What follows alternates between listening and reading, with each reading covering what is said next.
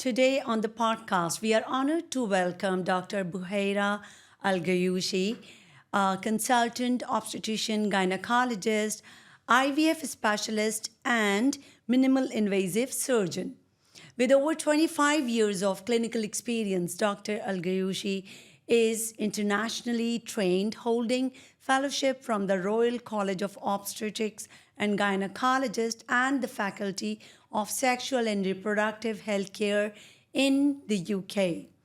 She also holds an MD in the Women Reproductive Health from the University of Southampton. She's not only a leader in fertility care but also a strong advocate of minimal invasive treatment like radiofrequency ablation, offering women relief from fibroid while preserving their uterus and the quality of life. Dr. Bohaira, it's a privilege to have you here. Welcome. Thank you very much for that kind introduction. I'm absolutely pleased and honored that you've invited me to this podcast and to talk about something which is revolutionary and novel. And that was a very big introduction. I feel very humbled. Thank you very much. You're amazing. I've been listening to you all the conferences and around.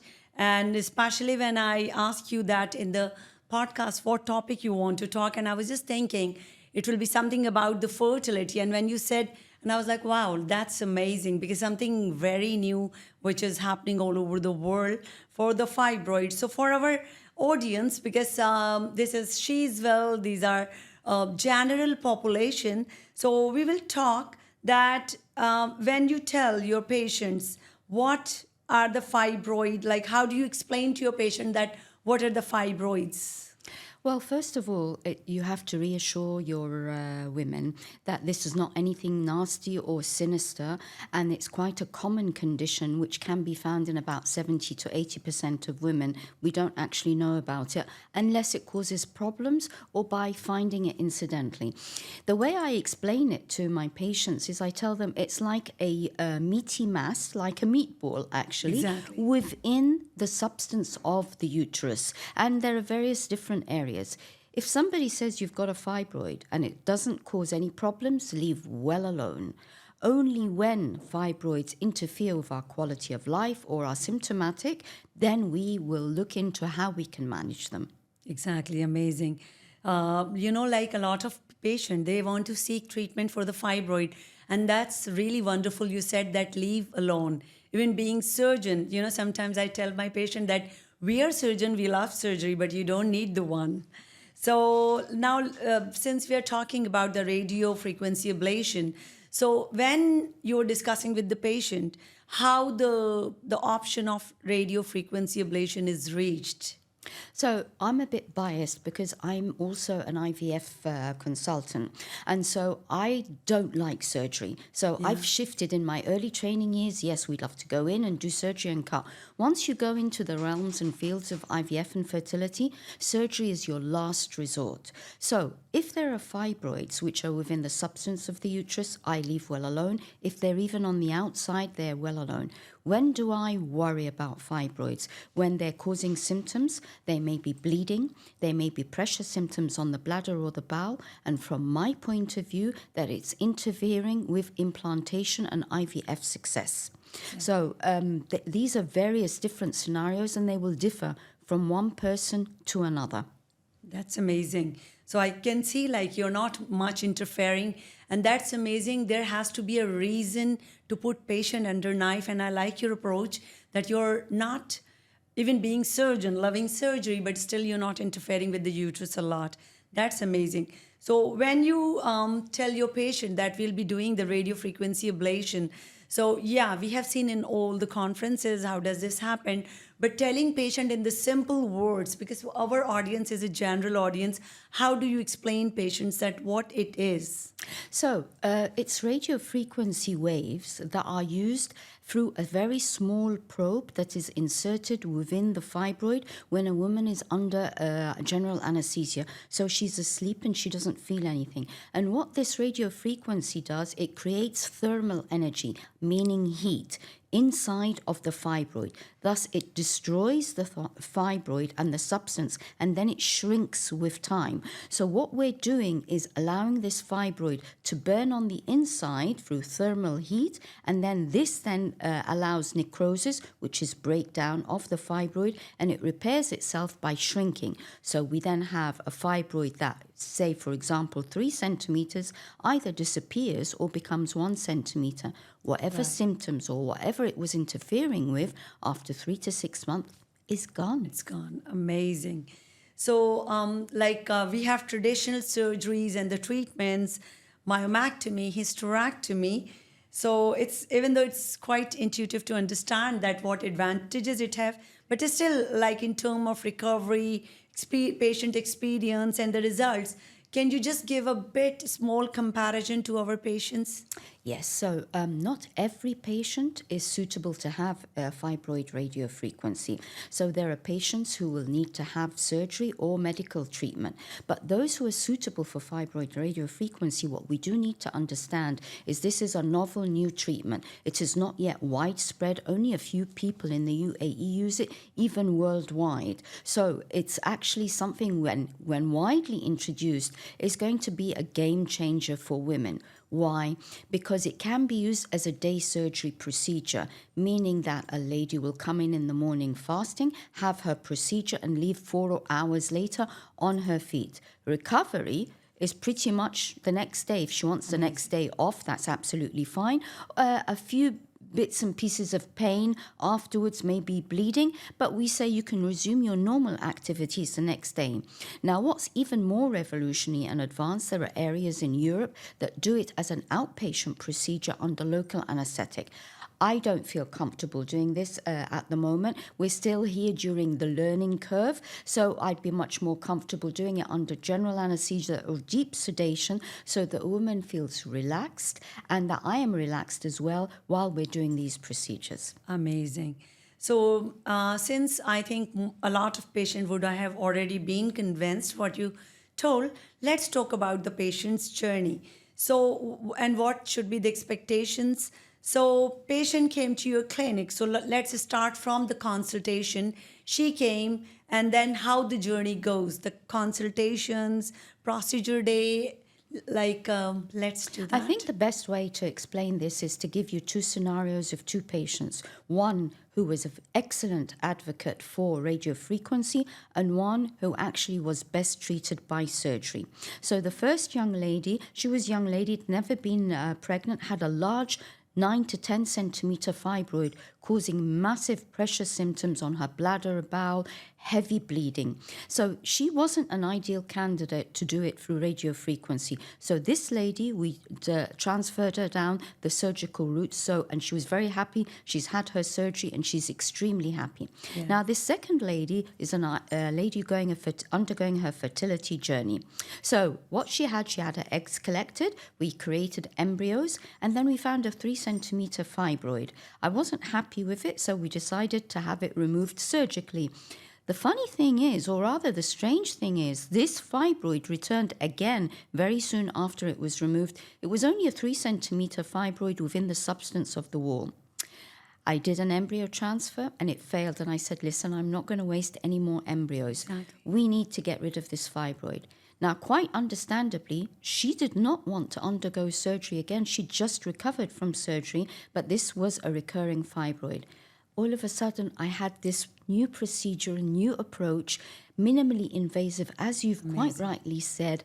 It's like a 20-minute procedure under deep sedation or general anesthesia, and recovery, walking out of the clinic on her feet. She was the ideal candidate. Wow. This lady, I've done this about 3 or 4 weeks ago.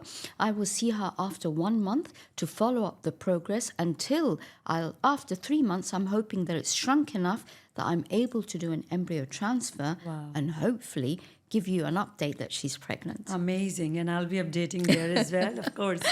So it's an inpatient. It's a day case procedure. It's a day case. So amazing. She comes in, let's say 8 o'clock, 9 o'clock, she'll leave by midday. Wow, that's more like hysteroscopy, like yes, general. Exactly. Amazing, exactly like amazing. That. So anesthesia could be general or spinal as in the hysteroscopy. I don't like to do spinal for these patients. They Yeah. need to be asleep. So while I'm talking, Yeah. you were talking about the patient journey. I explained to them, you're more suitable for this. You'll come in the morning fasting. You'll have deep sedation or general anesthesia. The procedure is 20 minutes. You'll wake up maybe a few bits and pieces of cramps, treated with Panadol, Brufen, any analgesia she has, takes the rest of the day off, relaxes. The next day, if she feels she doesn't want to go to work, that's fine. We'll give 1 to 3 days off. But Right. very much going out, can drive, and feeling very much chilled and relaxed. Minimal pain. So the patient I did, and we've been following up, minimal Yeah. pain, just a few bits of spotting on the first day, and that was it. So the patient journey is actually very satisfactory. And very fast recovery. Very fast. What about like when she's, because this, as I understand, this will liquefy and there will be some inflammatory stuff. So like, do they get fever or any of the stuff? No, they don't get any fever because this is the body dealing with it, and it's a very slow process, and the Yeah. body deals with it, and this sometimes happens within the body anyway. It's like, when you have a virus or a bacteria, your body goes to the defense. All of that undercover, we don't feel anything. It's only if it was multiple fibroids and very big, then mass. yeah, which is not really the indication. Okay. But I remember that she told me I was in a little bit of pain for the first day, took some Panadol, and I was fine. So no fever, no nothing. That's amazing. So that, like, she can return to work as well, depending on her wishes, or on her comfort, or depending on her work. And she may drive same day or the next day. Next day, I always Next say day, that because of the anesthesia. Because of the anesthesia effect. Yeah, perfect, amazing. That's a hysteroscopic procedure, but it can be done laparoscopic as well. It can be done laparoscopic, but that's more invasive. The radiofrequency, called transcervical radiofrequency ablation of fibroid, because it is less invasive than laparoscopic. Right.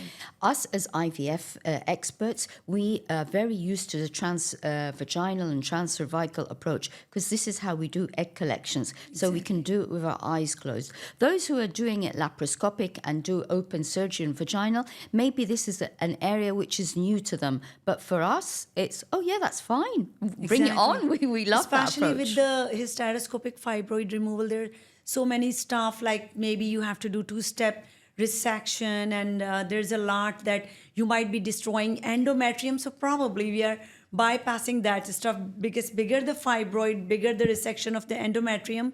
So we might be saving there. Amazing. So now let's talk about procedure. Looks amazing, just like a hysteroscopy. So, and I'm really happy, nowadays every doctor, they're talking about being least invasive, faster recovery.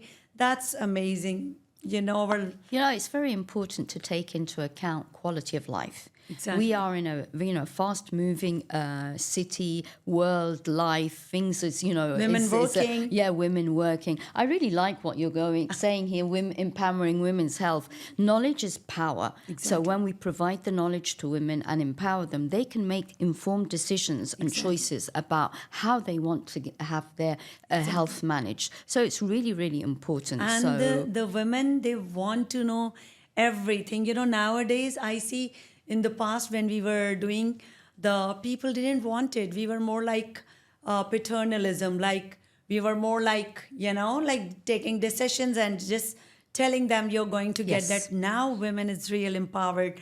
So since I'm sure everybody would have liked this treatment, let's talk about the results, effectiveness, and so how effective it could be in shrinking fibroid, and the symptoms like heavy bleeding or any pain or any of the symptoms. So effectiveness in terms of shrinkage of the fibroid and in terms of symptoms. So what the recent studies have shown, that it's actually quite effective, and the symptoms can be noticed quite rapidly within 1 to 3 months. Amazing. Okay, but what we do need to do is, it depends on how many fibroids, what was the symptoms before, how big the fibroid was. The bigger the fibroid, the longer it is. The increased number of fibroids, the longer it is. So with the patient that I did on with 3 centimeter single fibroid, what I'm hoping is at 3 months, months, I'll be able to say to her, come on, we're ready to do the embryo transfer. When I see her after the 1 month follow-up period, I should see a dramatic difference in the shrinkage of the fibroid. Amazing. And as I know, those embryos are really precious. They bypass all the steps. After passing all the steps, if you have the thing embryo, it's really precious. So maybe this treatment has really value with the IVF people, yeah? Very much so, because it's a fertility-preserving and sparing procedure. Exactly, amazing. So recurrence, so is it there? And if it's there, is there comparison from the myomectomy or not? So fibroids are recurring anyway, but the recurrence of the same fibroid is highly unlikely because of the necrosis and the destruction within it. You may say, so for example, this patient I was telling you about, she had a recurrent fibroid after a myomectomy. So for it to come back in the same one is unlikely. I may find another fibroid somewhere else. That's why I don't want to wait too much with her. As soon as I've got the right size and after 3 months, I'll do an embryo transfer. But the recurrence rate is usually very, very low. Amazing. So when capsule is not going, still the recurrence, or does the capsule goes away? No. So the whole idea is this is a probe that goes gently inside the middle of the fibroid and it generates heat inside of the fibroid, and the capsule preserves the heat inside. So there's no damage to nearby organs, provided you follow all the safety steps and everything. So the capsule is intact, and it's actually a safety mechanism. It's like a barrier, keeping it in, and then it will shrink with time, and then the body will absorb it, and it will either go away or will shrink down in size. So it's a safety mechanism to have that capsule. Amazing. And that capsule doesn't predispose women to have the same fibroid again? No, no. Amazing. Then let's talk about follow-up. She got the treatment, she's satisfied, she's back to the work. Now she has to have the follow-up. So how the follow-up goes? So I usually ask them to come 1 week post-operative just to make sure that they're fine, that they're symptom-free. I can do that through a phone call or through WhatsApp now, which is very easy. But it's most important to follow them up at 1 month, 2 months, and 3 months. After that, it's for research purposes if you want to follow them up more. But once their symptoms are relieved, if the symptoms come back again, then you need to tell them to come back to see, is it the same problem or is it a different problem? Okay, amazing. So now there are a lot of young women who wants children, and they are exploring options, and especially the safety. Like if they have this treatment, what's the safety who wants children in future? The novel thing and the advantage of this technique is you can use it for those who want to preserve their fertility. So, for example, there are other procedures we can compare with, like, for example, fibroid embolization. So that one is not a fertility sparing because what it does, it cuts off the blood supply, not just to the fibroid, but to the uterus as well, and it may compromise the blood supply going to the uterus and the endometrium. So women who want to still have a family, enlarge their family, then should not have fibroid embolization. So what do we have? We have radiofrequency, which will then ablate the fibroid.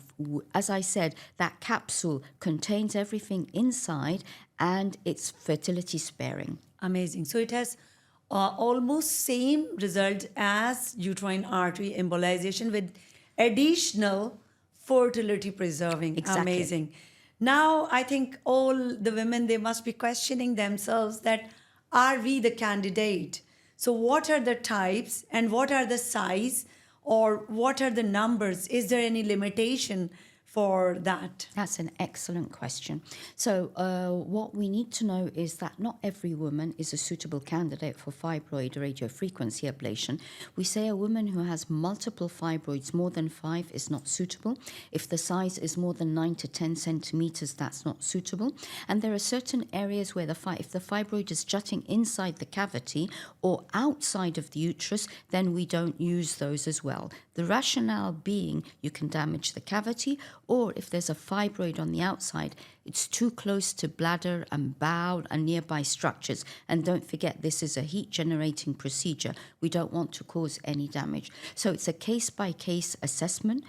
Bearing in mind this is a new procedure, we are learning.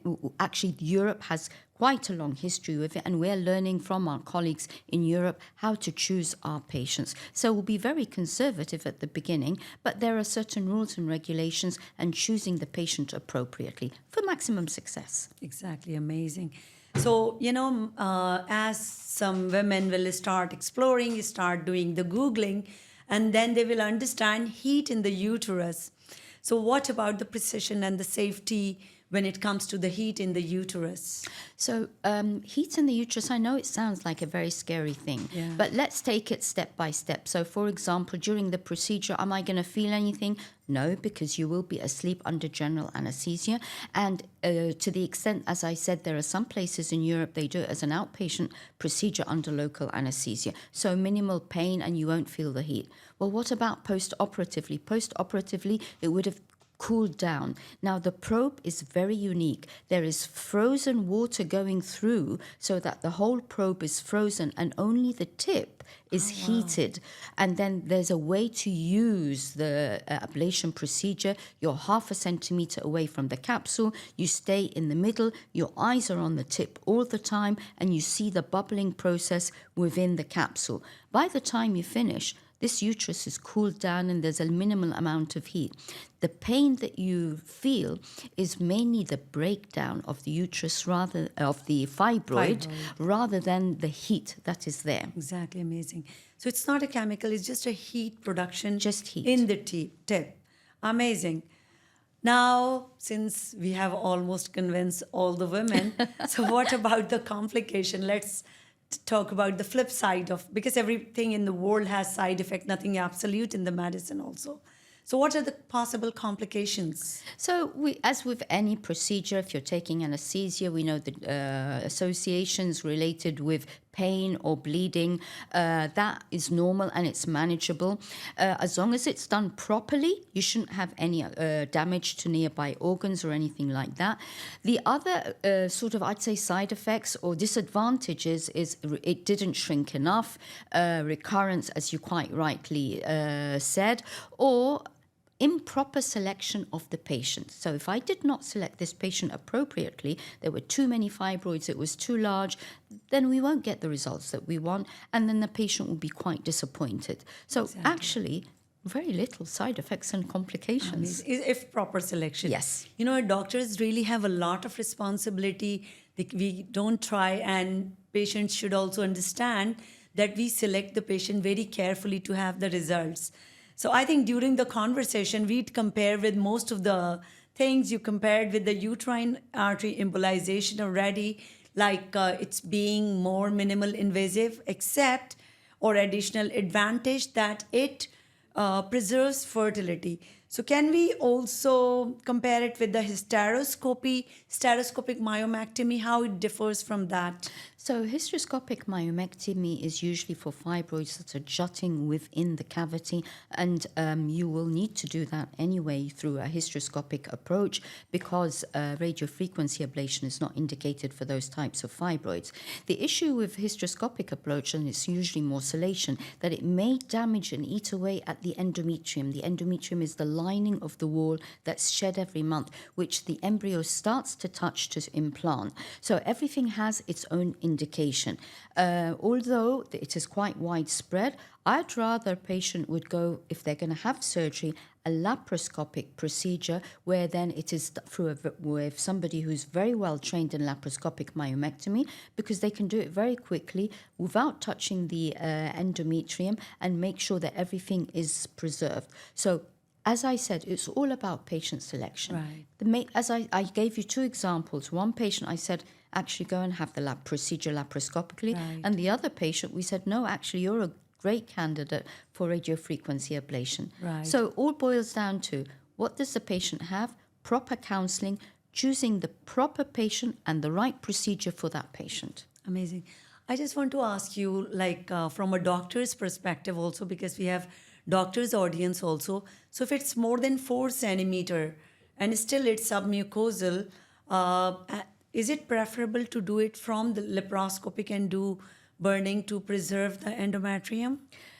Through radiofrequency, Yeah, you mean? radiofrequency. Well, we don't usually do that. If it's submucosal, then it will have to be a hysteroscopic resection of the fibroid. But still, if it's deep, half in, half out. Well, if it's done hysteroscopically and it's done properly, then what happens is it is removed in total. So the half that's still inside the endometrium is still moved out. That's how hysteroscopic procedures, not just shaving. Exactly. It's not just a shaving. Exactly. So hysteroscopic myomectomy means that you take the fibroid in total and you take it, shell it out. Exactly. Like doing it laparoscopic. Because if you leave anything in, then you're liable to recurrence. Like for the when you do the hysteroscopic myomectomy, you lose endometrium. Yes. So how do you differentiate which one for hysteroscopic myomectomy and the radiofrequency? The one for the radiofrequency is very much within the wall. It's completely contained within. It may have a little indent, indent inside of the cavity, but if it's all Amazing. submucous, no, you cannot. It's not indicated. And for it. laparoscopy, you prefer the larger sizes has to be done by laparoscopic. Amazing. Now, sometimes you get patient who's been convinced somewhere in the world for hysterectomy. Now she's sitting in front of you and she's just the one who can benefit from radiofrequency. So can we have some examples like that? So the example like the lady I spoke about, irrespective of whether she's having fertility treatment or not, somebody who underwent surgery and's got a recurrent fibroid who may be causing problems for her and she doesn't want to undergo major surgery again. A woman who's not surgically fit but for anesthesia to have a long procedure and a laparoscopic procedure. A patient who is quite concerned regarding a cut in the tummy or laparoscopic procedure, then this is where we would entertain it. Again, it is not a procedure for all types of fibroids.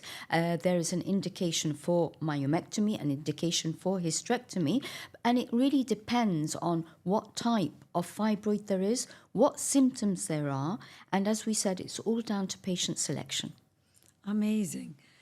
Oh, that's amazing. I think everybody must be searching for radiofrequency ablation. So where it is available in Dubai? That's a very good question. Yeah. Now we have just, made everybody interested in that. Now they have a next question and very important one. Where to go? It's actually not yet widely available in Dubai. Exactly. It's still done through demos and research and experimental because it's not covered yet under insurance as far as I'm aware. Only very few people, and it depends on your coverage of insurance. Insurance companies may say, no, this is experimental, we don't want to do it. Although it's been available for years and years. Exactly. And insurance companies, if they cotton on to, actually, this is so much better than paying for a laparoscopy or a hysteroscopic procedure. It's minimally invasive. It will benefit the insurance companies. But I think they just need to understand what it is. Yeah. We're working with the insurance companies to get this covered and so that they can understand it more. There's only maybe one or two places in Dubai with one or two doctors who are trained on this. I'm not even sure that it's widely spread in the UAE as of yet. Well, I'm trying to introduce it. I've done one and I'm hoping to carry on and do more. Amazing. And actually it's not very expensive at all. The overheads and the cost are not that much, and it's an advantage for the patient and it's an advantage for the insurance companies and for the doctors as well.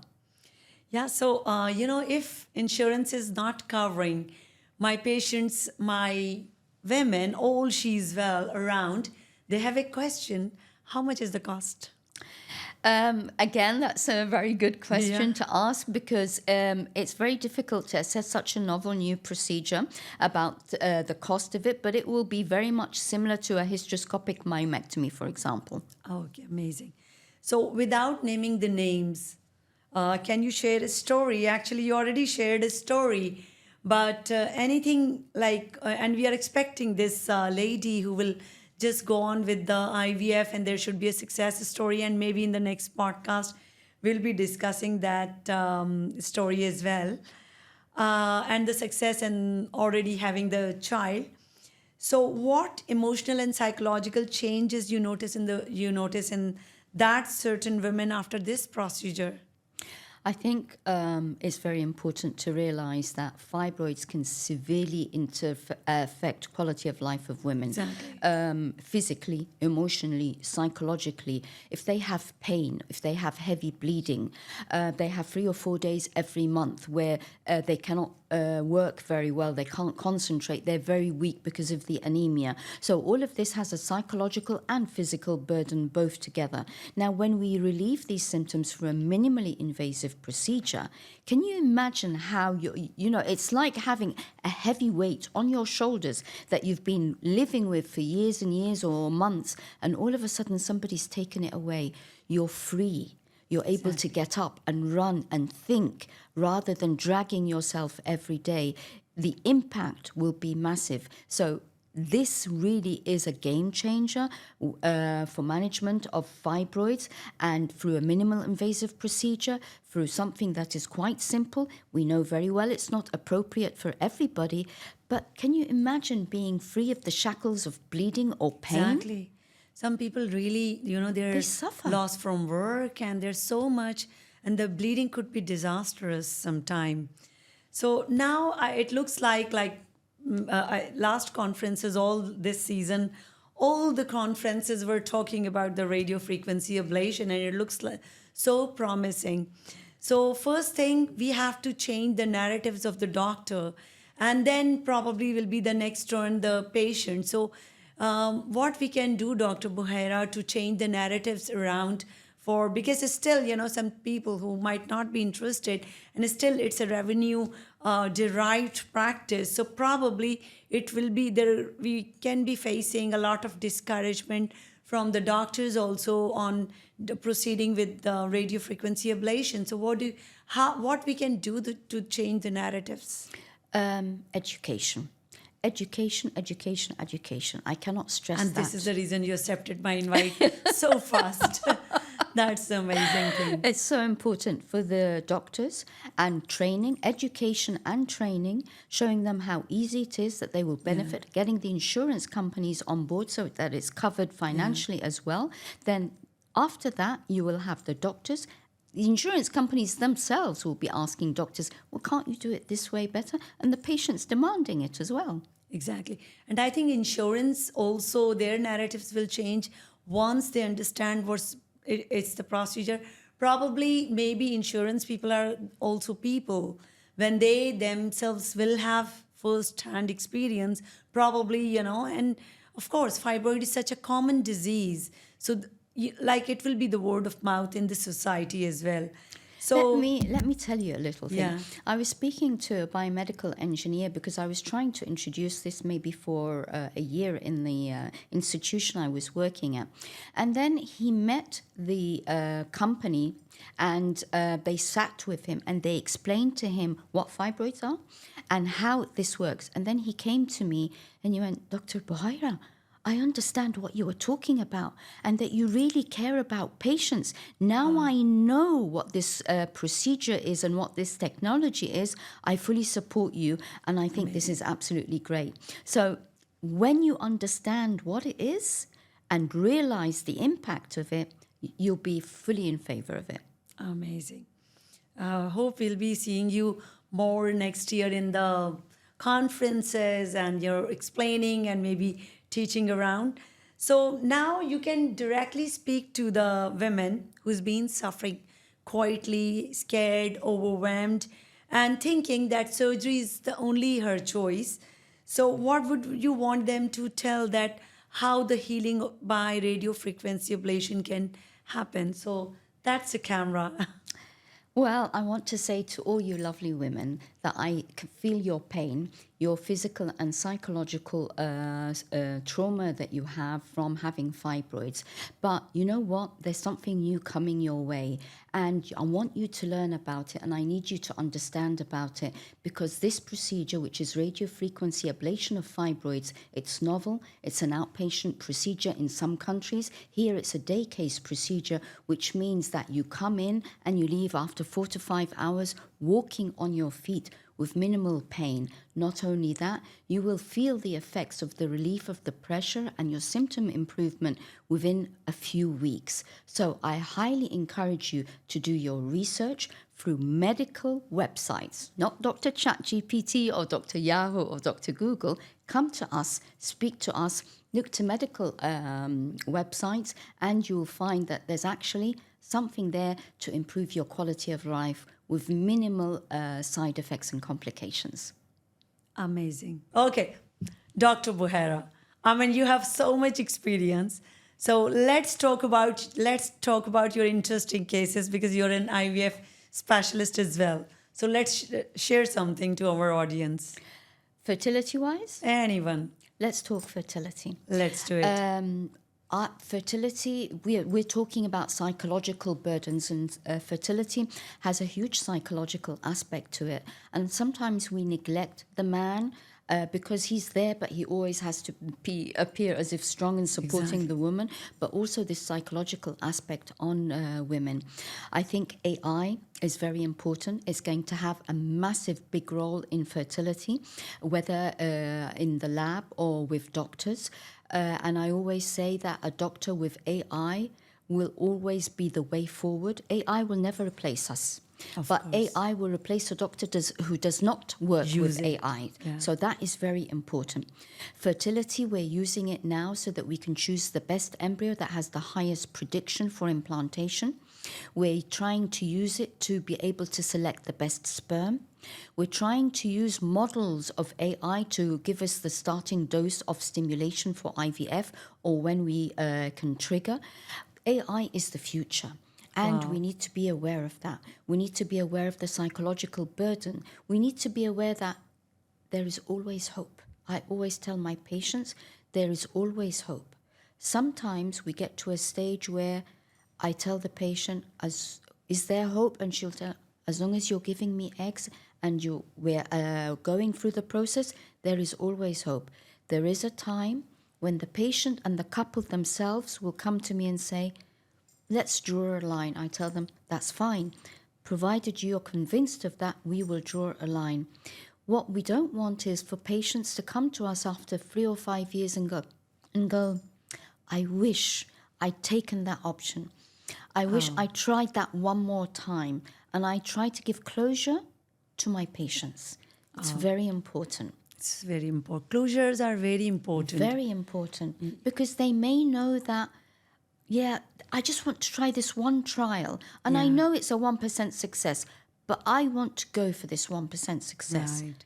Rather than 5 years down the line go, well, why didn't I try? I could have tried. Something was there. Exactly. So hope is always there. Right. I try and support my patients as much as, and the way I'm talking to you is the way I talk to my patients as well. Yeah. Because I have a philosophy. I will treat my patients how I want my sister to be treated, how I want to be treated, and how to explain things.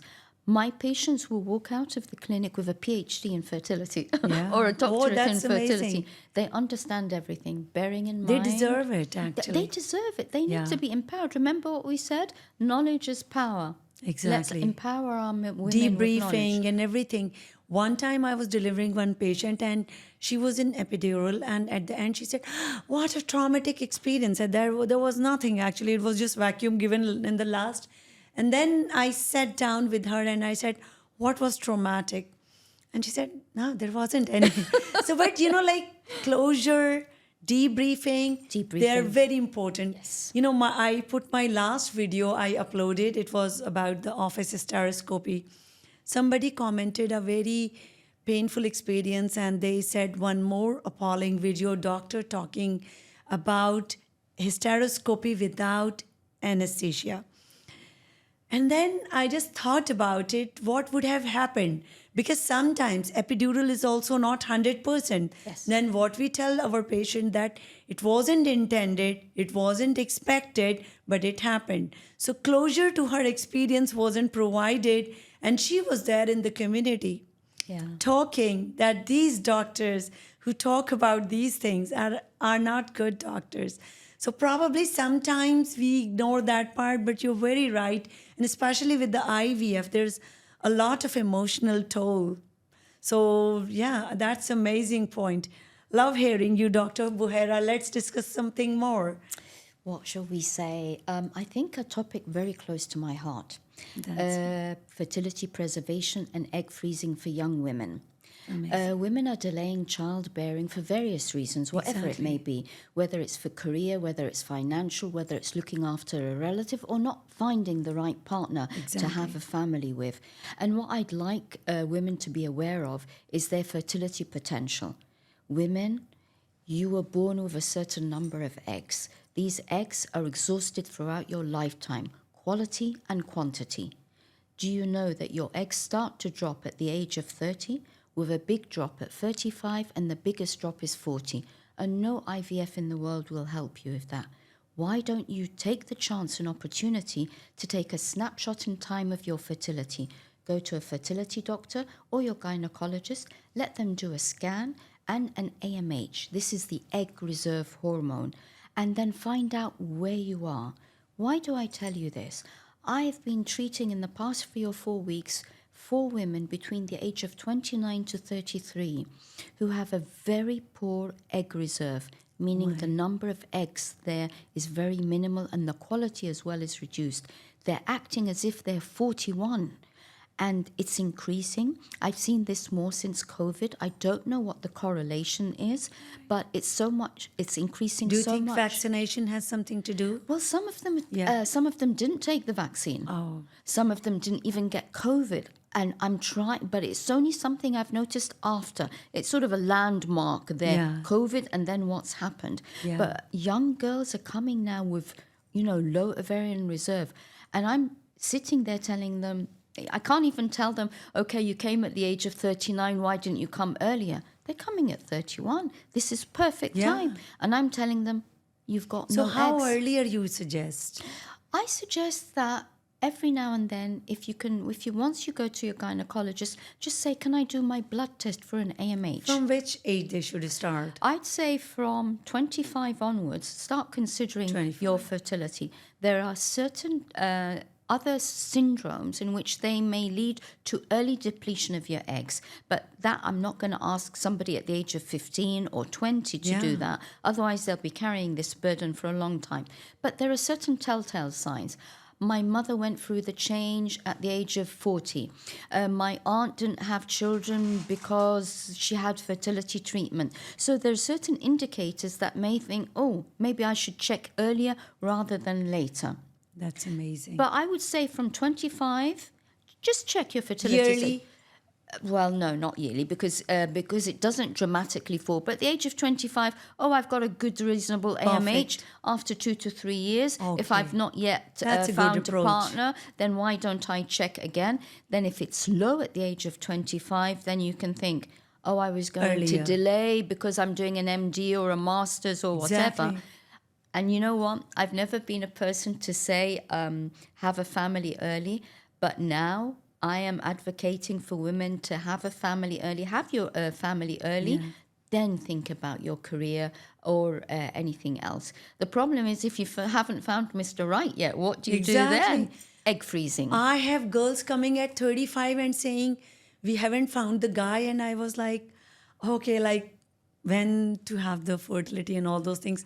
When we were doing fellowship, we used to call FCPS 1, the fellowship 1, fellowship 2, fellowship 3 used to be the marriage, the guy, fellowship 4, but probably it should shift. Yes. So fellowship 1 should be the guy and whatever the kids you intend to, and then there should be, probably this is the time, or they should consider egg freezing. Amazing. There's a very burning topic these days. Oprah, Halle Berry, and Naomi Watts, everybody's, and Drew Barrymore, everybody talking about HRT. Yes. Do you have a take on that? Oh, yes, I most certainly do. Yeah. Menopause has long been a disease. It's not a disease, it's a physiological change. Don't talk about it. And women have to suffer in silence. And I'm really proud of this new movement about the menopause and HRT, because women are suffering in silence. We go through dramatic changes once we go through the menopause, because these hormones, estrogen is the hormone of youth. It is the hormone of making you sane. Once the estrogen in the last few years, just before the menopause, fluctuates quite dramatically.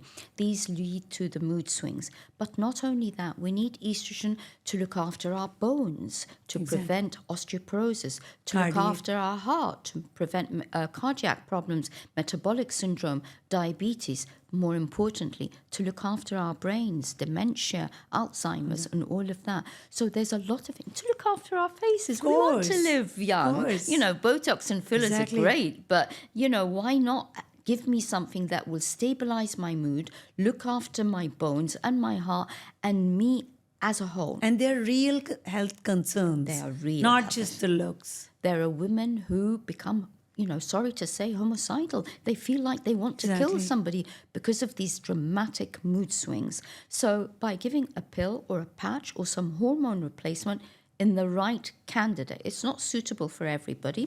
And there are alternatives that you can take: azoflavines, black cohosh, red clover, if you are contraindicated to take hormones. But never take it on your own. You must seek advice from a medical expert, from a gynecologist, to see whether it's something suitable for you or not. Unfortunately, after the scare that we had about breast cancer, and this was a hugely flawed study, HRT, which was the darling of medicine and gynecology, was locked away under lock and key, and it was a taboo subject, and nobody was allowed to take HRT. Unfortunately, we don't have a lot of medications here, although there is a great movement happening from the MOH to increase medications to provide HRT. That's amazing. So we're looking, because we don't have gel, we don't have a lot. What's your take on the BHRT? Biological. It's controversial. It's very controversial because it's done in the compounding pharmacy, and the levels may be quite fluctuating, but there are firm believers of this. I am not an advocate for it because I work with women who are very, very young. Very rarely do I get those who have a premature menopause, but I have my reservations about it because it is very expensive, not covered by insurance, and it does fluctuate in the levels that we have. And it's still controversial by the data. Yes. So that's the biggest point. People, I think women, when they need HRT, they are in high positions, even in their houses, their mama, kids will be ready to do everything for them. And then they can spend. But when they hear the word controversial, probably there it falls, But then also the phobia, cancer. Exactly. We just have to use the C word, and then that's it. Everybody runs away. Did we then come back and say this study was flawed? There was something wrong. It was just regarding one type of a hormone. The age of the women was it was above the age of 60. Nobody came back to address these things. So I'm really happy with this new movement, this high-profile new movement about talking about the menopause. It's everywhere, actually. And HRT. It's everywhere, like you talked about MOH. I'm just seeing even in the media, it's too much, like even the women coming out to help other women, rather than, even if doctor might not be taking it seriously, probably not every doctor, because it's being prescribed already, but not generally. So here probably we have to change the narratives. It is. It's our role to do that. I think there's a big movement amongst doctors now. There are non-hormonal products as well that are available in the meantime. But I think we need to see personalized medicine. We're in an era of personalized, individualized, and customized medicine. What may be right for you may not be right for me. I need to find out what the circumstances are and be able to customize something specific to your needs. And this is what most gynecologists do. Let's talk about your life. What do you say? Oh, my life. Okay, I will just ask you oh a my question. goodness. Dr. Bohaira, you're a very interesting person. I would want to tell about yourself to our audience. Right. So I've got a very mixed background. So my origins are Egyptian. My parents are Egyptian, but I was born, brought up and raised in Britain, in the UK, in London, hence the accent. And I lived there probably until the age of 12, 13, then went back to Egypt for a certain, I'm not going to tell you how much, otherwise you'll know my age. Oh, yeah, of course. Confidential. Confidential. Yeah. And then I went back to the UK to do my postgraduate studies, having done my university and my internship in Cairo, where I learned a lot. A lot, just like India. Yeah. This is where you learn. Exactly. Then I did I did many degrees. I did the membership of the Royal College of Obstetricians Gynecologists and of the Faculty of Sexual and Reproductive Health. I did several diplomas. I did an MD. And recently, I did a master's in healthcare management. I just graduated in November from the Royal College of Surgeons, Ireland. Now, people think I'm a geek. I promise I am not a geek, but I like to learn. I like to know what I'm doing. And I think this mixed background of being able to come from an Arabic background, from a Middle Eastern background, having worked in the UK and in the West, come to the UAE and had the mix of both worlds, I've been able to give the best to my patients, understanding the culture, understanding the religious needs, understanding the needs of women. My patients vary between expats from the West and expats from India. I also did my research in India as well. I went and spent some time in Mumbai and in Pune. I had a fantastic time there as well. And I went to Yemen. It was very, very scary at that time, but it was so enlightening because women all around the world have the same problems and the same issues and disadvantaged a lot. So that's why I'm a keen advocate on empowering women with knowledge. And thus something like what you're doing to me is absolutely amazing and fantastic.